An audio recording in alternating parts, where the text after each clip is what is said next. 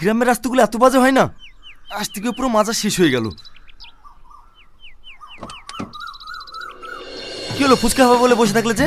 বাইরে এসো। হ্যাঁ আসছি।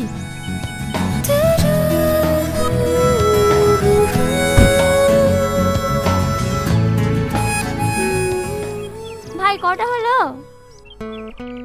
10টা। আর দেব না। ক টাকা হলো ভাই? 15 টাকা।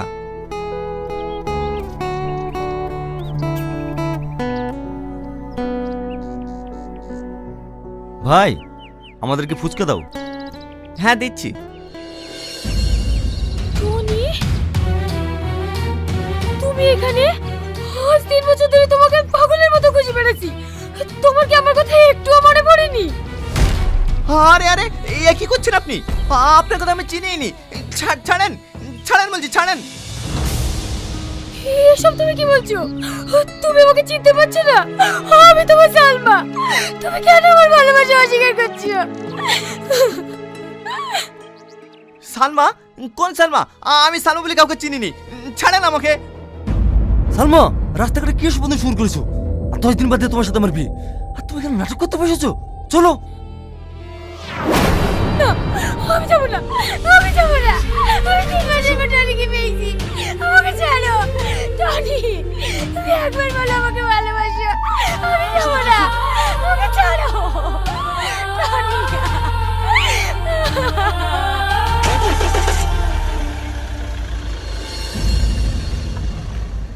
এই টনি, তুই ওই মেয়েটাকে চিনিস? আরে না না, ওকে আমি চিনিই নি। হঠাৎ করে আমাকে জড়িয়ে ধরে বলছে আমি ওকে চিনি। ইয়া কি মেনে যাই বল? ও, তাহলে মনে হয় মেয়েটার মাথার প্রবলেম আছে। ও বাদ দে। হতে পারে। আমাদেরকে ফুচকা দেন ভাই। হ্যাঁ হ্যাঁ দিচ্ছি। ছি ছি ছি ছি, আমার ভাবতেই ঘৃণা হচ্ছে। তুই আমার মেয়ে হয়ে সামনে একটা ফুচকা লাগে ভালোবাসিস? আঙ্কেল, শুধু তাই নয়, ওই ফুচকালার সঙ্গে যা ব্যবহার করেছে না, আমার ভাবতেই ঘৃণা লাগছে। ওখান থেকে তো আসতে চাইছিল না, আমি জোর করে নিয়ে এসেছি। সালমা, সামাদ কি বলছে? কথার উত্তর দাও। আমি ভুল কিছু তো করিনি। ওকে আমি ভালোবাসি, ওকে বিয়ে করতে চাই। বিয়েটাকে হাতের মোয়া ভাবছো নাকি? তুমি যাকে বলবে তার সঙ্গে তোমার বিয়ে দিয়ে দেবো। সামাদ, তোমার আব্বাকে খবর দাও, আমি 1 সপ্তাহের মধ্যে তোমার সঙ্গে ওর বিয়ে দিতে চাই। না আব্বা, আমি ওই সামাদকে বিয়ে করতে পারবো না। ও, তুমি সামাদকে বিয়ে না করে ওই ফুচকালাকে বিয়ে করবা? এটা আমার ফাইনাল ডিসিশন। তোমাকে ওই সামাদকে বিয়ে করতে হবে, আন্ডারস্ট্যান্ড?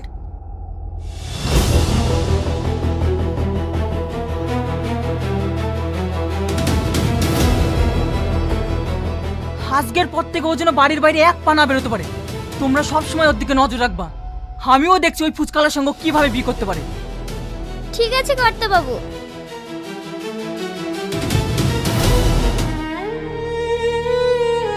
দিদি খাবার নিয়ে এসছে, খেয়ে নাও। আমি খাবো না, খাবার লিজা। আজ 2 দিন হয়ে গেল তুমি কিছু খাওনি। এইভাবে চলতে থাকলে তো তুমি অসুস্থ হয়ে যাবা। ও অসুস্থ, আমি মরতে চাই। থেকে দেখি সত্য। মন খারাপ করো না দিদি, সব ঠিক হয়ে যাবে।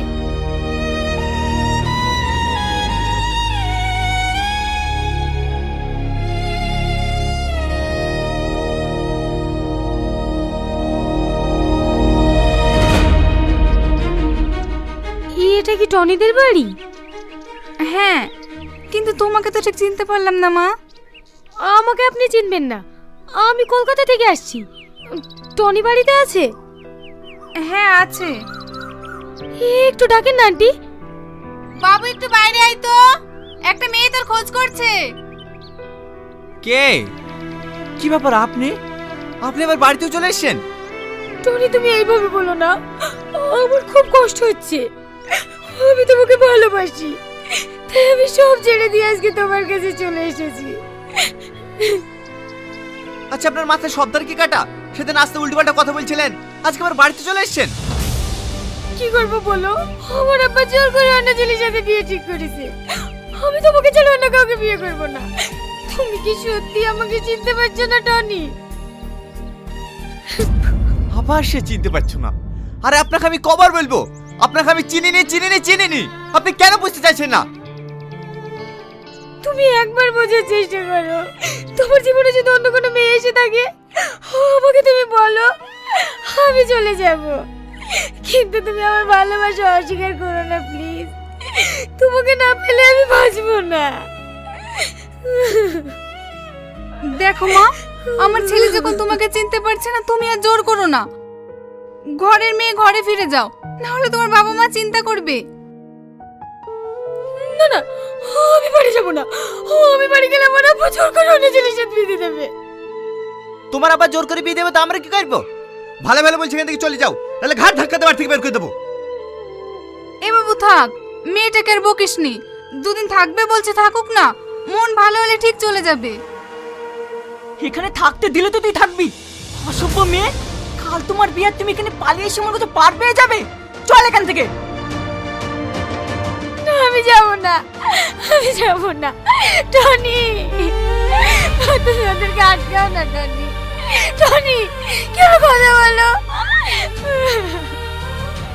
টনি, তুমি আমাকে সত্যি চিনতে পারছো না? তুমি সত্যি আমার ভালোবাসা বুঝতে পারছো না? ঠিক আছে, আমি চলে যাচ্ছি, কিন্তু তোমাকে একদিন আমার ভালোবাসার জন্য পৌঁছতে হবে, পৌঁছতেই হবে।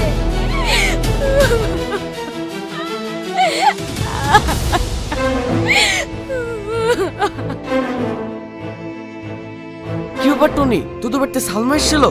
আর উড়াই বা কারা ওভাবে টানতে টানতে লিগালো? তুই ওই মেয়েটাকে চিনিস নাকি? চিনবো না মানে? ও তোর প্রেমিকা, তুই ওকে পাগলের মতো ভালোবাসতি। কি আর বলতে বলছি? তুই কি ওই মেয়েটার মধ্যে পাগল হয়ে গেলি নাকি? আমি পাগল না, তুই ভালো করে মনে করে দেখ। আমি তুই যখন 3 বছর আগে কলকাতায় কাজে গেছিলু না, তখন এই সালমার সাথে তোর পরিচয় হয়। তোর মনে পড়ছে না? ভালো করে মনে করে দেখ, যেদিন আমার হাত কেটে গিয়েছিল।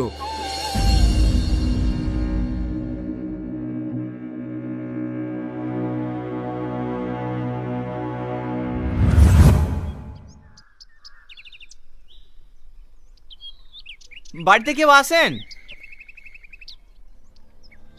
থাক ভাই, ডাকতে হবে না, এর বড় লোক মানুষ, কিছু বলতে রে। চ। আরে তুই দাঁড়া তো, বাড়িতে কেউ আছেন? হ্যাঁ বলুন, কিছু বলছেন? হ্যাঁ, আমার বন্ধুর অনেক হাত কেটে গেছে। আমি তো এখানকার হসপিটাল চিনিনি, তাই আপনাদের বাড়িতে এসেছি। আপনাদের বাড়িতে ব্যান্ডেজ আছে? হ্যাঁ আছে, আপনারা একটু বসুন, আমি নিয়ে আসছি।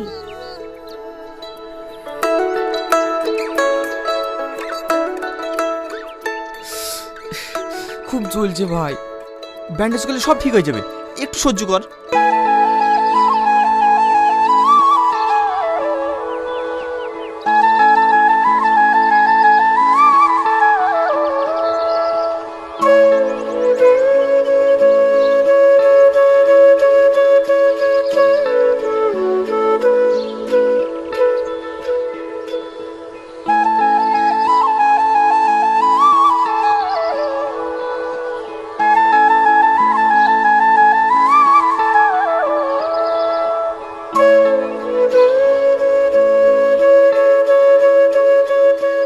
ব্যান্ডেজ করে দিয়েছি, আর রক্ত বেরোবে না।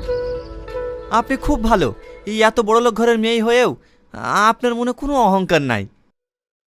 আপনিও অনেক ভালো। আপনাকে দেখেই বোঝা যাচ্ছিল যে আপনি আপনার বন্ধুর জন্য কতটা কষ্ট পাচ্ছিলেন। বাড়িতে তো আর কাউকে দেখতে পাচ্ছি না। আপনি কি একা থাকেন? না না, আমি একা থাকি না, আমার আব্বু মাও থাকে। আসলে ওরা দুজন জব করে তো, রাতের বেলা ফিরবে। ও, বলছিলাম যে এখন যাই। এই চ। দাঁড়ান, এই মলমটা নিয়ে যান, ব্যান্ডেজটা খুলে লাগিয়ে দেবেন। তাহলে আসি। হ্যাঁ। কি মায়া লাগে তোকে দেখে আজ, ভালোবাসা নাকি ভালো লাগারি কোলাজ, তুই হবে এই শালা, একটা অজানের বাড়িতে ব্যান্ডেজ চেতে গিয়ে তুই পাত পেতে বসে পড়েছিলি। আমি যে নাটক তুই থাকতে তুই আসতি কিনি? তোর ব্যাপারটা কি রে? সেরকম কিছু না ভাই, মেয়েটার ব্যবহার এত সুন্দর না, মেয়েটাকে আমার খুব ভালো লেগে গেছে। কি বললি? ভালো লেগেছে? এই কথা যদি তোর বাপ জানতে পারে না, তাহলে আমাদেরকে পোস্টমর্টম করে এই ব্যান্ডের জড়িয়ে বাড়ি পাঠিয়ে দেবে। চ বিল্ডিং এ চ।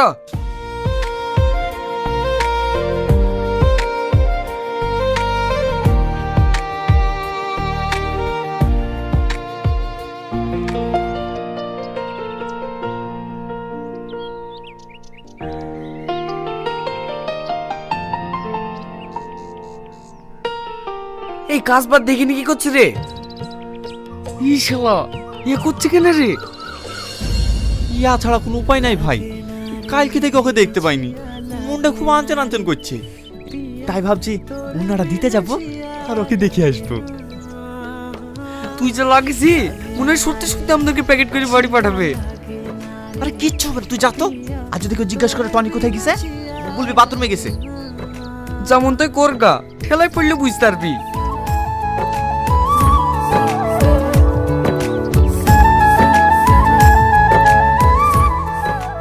বাড়িতে কেউ আছেন? কি ব্যাপার, আজকে আবার কার কি হলো? না না, কারো কিছু হয়নি, আসলে এই ওড়নাটা। আরে এটা তো আমার ওড়না, তুমি কোথায় পেলে? ওখানে পড়েছিল তো, তাই ভাবলাম দিয়ে আসি। ও থ্যাংক ইউ। আমার নাম টনি। হুম, এবার তোমার নামটা বলো। কেন? বাহ, অদ্ভুত নাম তো তোমার। মানে? এই যে বললে তোমার নাম কেন।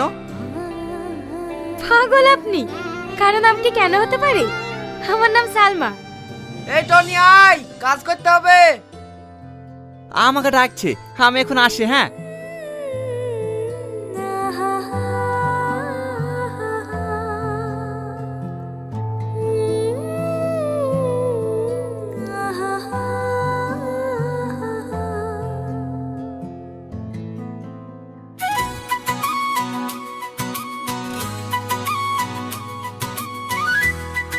টনি, টনি,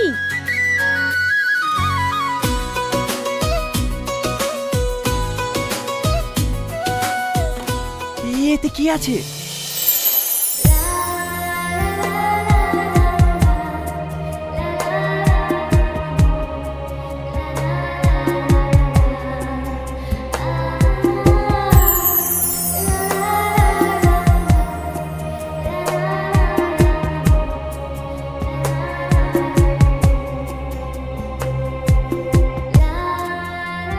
কি রে, বসে বসে কি খাসি? খাস তো বস। আমিরে জামাত ডক্টর শফিকুর রহমান সেদিন স্টেজে অসুস্থ হয়ে তিনি পড়ে যান। বয়োবৃদ্ধ মানুষ, সমস্ত চুলদারি পাকা, এই মানুষটি স্টেজে পড়ে যাওয়াতে দেখলাম কিছু আমাদের ভাইয়েরা তাকে নিয়ে নাটক করছে, অভিনয়, এবং তার মতো করে দেখলাম আরেকজন ভাই অভিনয় করে উনি স্টেজে পড়ে যাচ্ছেন। আচ্ছা, উনি একজন বয়োবৃদ্ধ মানুষ, ওনার পলিটিক্স আপনার পছন্দ নাও হতে পারে, একজন তো বয়স্ক মানুষ, বয়োবৃদ্ধ মানুষ, এই বয়সে স্বাভাবিক একটা মানুষ পড়ে যেতেই পারে, একটু অসুস্থ। ওনার যে উনি কেন, এর চাইতে ইয়াং মানুষগুলো এখন পড়ে যাচ্ছে, স্টেজ আপনার স্ট্রোক করে পড়ে যাচ্ছে। উনি তো আবার ব্যাক করেছে, আলহামদুলিল্লাহ। উনি পড়ে গিয়েছে, এইটাকে নিয়ে আর একজন ভিডিও তৈরি করেছে। দেখেন আমাদের বিবেক কোথায় গেছে, আমরা আজকে আমরা কি মানুষ না কোন দিকে আমরা চলে যাচ্ছি। উনি একটু বয়োবৃদ্ধ মানুষ, অর্থাৎ এত বড় একটা সংগঠনের লক্ষ লক্ষ মানুষ, বিষয়টা তাকে কন্ট্রোল করতে হচ্ছে। এই মানুষটি পড়ে গিয়েছে, এইটাকে নিয়ে আপনি নাটক তৈরি করতেছেন, আপনি পড়ে যাচ্ছেন, ওনার মতো করে হাসতেছেন, খুব মজা করতেছেন, তাই না ভাই? হ্যাঁ, করতে পারেন, কোনো সমস্যা নাই। আমি মনে করবো যারা এটা করতেছে হয়তো তাদের মানে পারিবারিক শিক্ষার অভাব আছে কিনা, আমি এর বাইরে কিছু বলবো না। যদি ন্যূনতম তার হৃদয়ের ভিতরে যদি একটু মানবিকতা যদি থাকতো, অর্থাৎ তারও তো বাবা আছে, তারও তো দাদা আছে, দাদার বয়সী বাবার বয়সী একটা মানুষ, উনি কি এই বয়সে নাটক করতে পারে? আর উনি পড়ে যাচ্ছে, এইটা দেখে আপনি আবার অভিনয় করতেছেন। ভাই, আপনি যে অভিনয় করলেন, আল্লাহ তো আপনাকেও এরকমভাবে মানে প্রতিবন্ধীভাবে অভিনয়, আল্লাহ তো আপনারও ওরকম তৈরি করতে পারে, বানাতে পারে। মনে রাখবেন, এই অহংকার কিন্তু বেশি দিন টিকে না, অহংকার টিকবে না বেশি দিন। বর্তমানে একজন অহংকারী ব্যক্তির পতন হয়েছে, দেখছেন কিনা আপনি জানি না। আমেরিকার একজন শিল্পী চরম অহংকারী ছিল, জাস্টিন বিবার। স্টেজে উঠে অহংকার করতো, অহংকারভাবে চলতো। এখন তার চেহারা শুকিয়ে অসুস্থ হয়ে গেছে। যাকে জাস্টিন বিবারকে দেখার জন্য মানুষ লক্ষ লক্ষ টাকা খরচ করে তাকে দেখতে যেত, যে জাস্টিন বিবার প্রাইভেট জেট বিমান নিয়ে পৃথিবীর এক প্রান্ত থেকে আরেক প্রান্ত ছুটে চলে যেত, আজকে সে 31.5 মিলিয়ন ডলারের ঋণ নিয়ে সে মাথায় বোঝা নিয়ে ঘুরতেছে। অসুস্থ হয়ে গেছে, শরীর আর কথা বলে না, চেহারা আর হাত আর আগের মতো নড়াতে পারে না, কণ্ঠ আর আগের মতো সেই সুরের মূর্ছনা দিয়ে মানুষকে আর পাগল করাতে পারছে না জাস্টিন বিবার। অহংকার যে কোনো সময় পতন হয়ে যায়। তো এই মানুষটাকে নিয়ে যারা এগুলো করেছেন, তারপর আমি তাদের হেদায়েতের জন্য দোয়া করি, আল্লাহ তাআলা আমাদের ভাইগুলোকে বোঝার তৌফিক দান করে। কারণ আমরা আপনাদেরকে যারা এগুলো করছে তাদেরকে আমরা টল করবো না, আমরা গালি দেবো না, কারণ আমরা তো কোরআন হাদিস বুঝি। আমার রাসূলকেও গালি দেওয়া হয়েছে, রাসূলকেও অপমান করা হয়েছে, রাসূলকে মানে মিথ্যাবাদী বলেছে, রাসূলকে সাল্লাল্লাহু আলাইহি সাল্লামকে জাদুকর বলেছে। তো রাসূলের পথে যারা চলবে তাদেরকেও এই গালগুলো শুনতে হবে, হজম করতে হবে আমাদেরকে কখনো রাজাকার, কখনো জঙ্গিবাদ, অনেক কিছু বলবে, কিন্তু আমরা এর পাল্টা রিয়াকশন হিসেবে আমরা বলবো না। আমরা দুই হাত প্রসারিত করে ভালোবাসা দিব। আপনি মারতে আসবেন, আমরা ফুলের মালা আপনারা দেব। আপনি গালি দিতে আসবেন, আমরা গালি দেব। গালি বিপরীতে আপনাকে আমরা আরও সুন্দর সুন্দর ভালো কথা শোনাবো আপনাকে। তবে যে ভাইটি এটা করেছে, আল্লাহ তাকে হেদায়েত দান করে। ভাই একটু চিন্তা করেন, চুল দ্বারা পাকা মানুষরা দেখলে ওনার সংগঠন বা ওনার রাজনীতি আপনার পছন্দ না হতে পারে, গণতান্ত্রিক দেশ তাই না, সবার তো অধিকার জন্মসূত্রে। তো উনি ওনার কাজ করে যাচ্ছে, তো আপনার পছন্দ না হলে উনি তো আর আপনার নাম ধরে কিছু বলে নাই। উনি কখনো ওনার লেকচারগুলো শুনে দেখেন, চমৎকার চমৎকার উনি কথা বলে থাকে, একজন মোটিভেশনাল স্পিকার বলা যেতে পারে। উনি একজন রাজনৈতিক লিডারই না, আমি মনে করি উনি একজন মোটিভেশনাল স্পিকারও বটে। উনি একজন ডাক্তার, একজন মোটিভেশন স্পিকার, একজন রাজনীতিবিদ, একজন পলিটিশিয়ান। মিডিয়ার সামনে কীভাবে কথা বলতে হয় ডক্টর শফিকুর রহমানের দিকে তাকালে বোঝা যায়।